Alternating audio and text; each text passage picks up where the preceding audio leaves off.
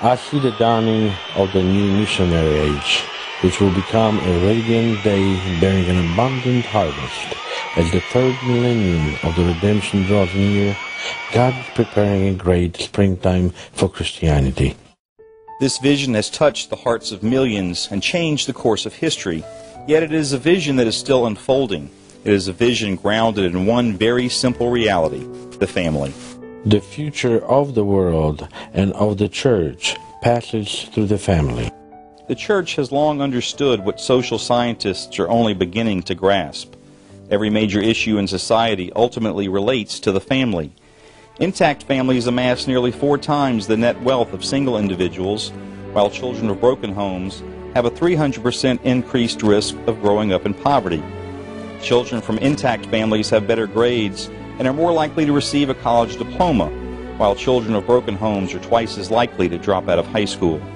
Children of intact families have 1/2 the medical expenses of those from broken homes, while divorce reduces the life expectancy of a child by 4 years. Children from broken homes have a 200% increased risk of being incarcerated for a crime, a 50% increased risk of illegal drug use, a 300% increased risk of being an unwed mother. 40% of these pregnancies will end in abortion. Without question, the family is the foundation of society. Unfortunately, storm clouds have gathered which threaten the survival of the family. The family is increasingly menaced by forces of disintegration on both the ideological and practical planes, so as to make us fear for the future of this fundamental and indispensable institution, and with it, for the future of society as a whole. Social scientists have recently constructed the Marriage Index, which tracks 5 factors detailing the state of marriage and family life. This index has fallen precipitously over the past generation. Further, each of the 5 factors have fallen. Fewer adults choose to enter into marriage than at any other time in our nation's history. Fewer spouses are happily married, and fewer first marriages remain intact. The instability of the spousal union has a devastating impact on children. Today, more than 1 in 5 children conceived is aborted. 40% of the children born are born illegitimate, and the number of children living with their own married parents continues to decrease. The family is indeed under attack. The family is placed at the heart of the great struggle, the good and evil, between life and death, between love and all that is opposed to love. The Pope personally entered into this battle. The assassination attempt of May 13, 1981, occurred as he was finishing his Wednesday audience and on the way to establish the Pontifical Academy of the Family. As his health began to decline, he realized that it was a new sacrifice which God wished him to make for the family. Through Mary, I would like to express my gratitude today for this gift of suffering. I am grateful for this gift. I have understood that it is a necessary gift. I understood that I must lead Christ's church into this third millennium by prayer, by various programs, but I saw that this is not enough. She must be led by suffering, by the attack 13 years ago, and by this new sacrifice. Why now? Why this year? Why in this year of the family? Precisely because the family is threatened, the family is under attack. The Pope has to be attacked. The Pope has to suffer, so that every family and the world might see that there is, I would say, a higher gospel, the gospel of suffering, by which the future is prepared, the third millennium of families, of every family and of all families. Through great personal sacrifice, in great pain and suffering, Pope John Paul II was able to cross the threshold of hope and witness the dawning of that radiant day.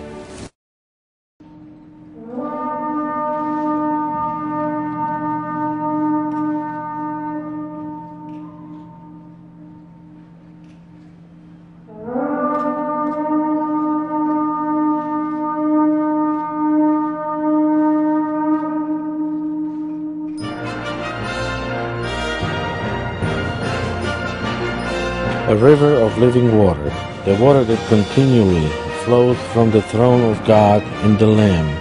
has been poured out on the church. Let us go forward in hope. A new millennium is opening before the church like a vast ocean upon which we shall venture. Christ bids us to set out once more on our journey. The missionary mandate accompanies us into the third millennium and urges us to share the enthusiasm of the very first Christians. We can count on the power of the same Spirit who was poured out at the Pentecost and who impels us still today to start out anew, sustained by the hope which does not disappoint. One person who answered this call was an energy derivatives trader from Houston, Texas. During the Great Jubilee, Steve Bowman experienced a personal call to leave corporate America and found a ministry dedicated to the renewal of marriage and family life. He established Paradisus Dei with the mission to help families discover the superabundance of God right within their home. From its inception, Paradisus Dei and its programs has experienced dramatic growth. It is credited with transforming the lives and marriages of thousands. But I find myself leaping out of bed because I get so excited about coming, because this program has gotten me to take a look at my life. It's really prepared me for a life of commitment to marriage and family. It's just been remarkable. Yeah, I had no idea that it would take off. I never intended to found a men's ministry. I knew that God had asked me to do something for families. But it was really the suggestion of a good friend of mine, Robert Vio. That first week we had 124 men show up. And before the year was done, we'd given out 225 binders. It was obvious the men could tell that first year that something special was happening. As we started to get to the end of that semester, the men themselves started coming up and saying, what are we going to do next year? And we even had men already start to talk about how are we going to take this to other men so they can experience it as well. Yeah, I always say that the program attracts three types of men. You know, the first group we like to call the choir. Those are the men who show up at everything at church.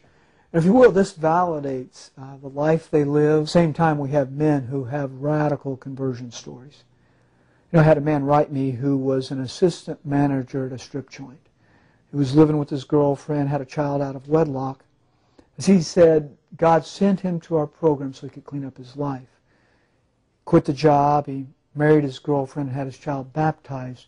Incredibly moving story. But you know, most of all, I think we get just an incredibly large number of good men who are wanting to do right by themselves, by God, by their families, by their children. And many of them haven't had very good formation themselves.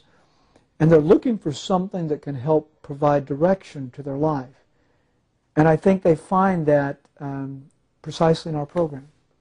The transformations have been great. The demands are greater still. Steve and his wife Shelley have begun the development of She Shall Be Called Woman to satisfy the requests of ladies witnessing the profound transformations in their husbands. These ladies are now requesting tools to take this message to their children. Pastors are requesting programs for couples especially engaged and newly married ones. Indeed, the demands can be daunting because the family is under such great stress. Yet the family is that vast ocean upon which the church must set sail in the new springtime. If you could tell Steve Bowman one thing on camera, what would you tell him? That he is in the right place at the right time for a lot of people.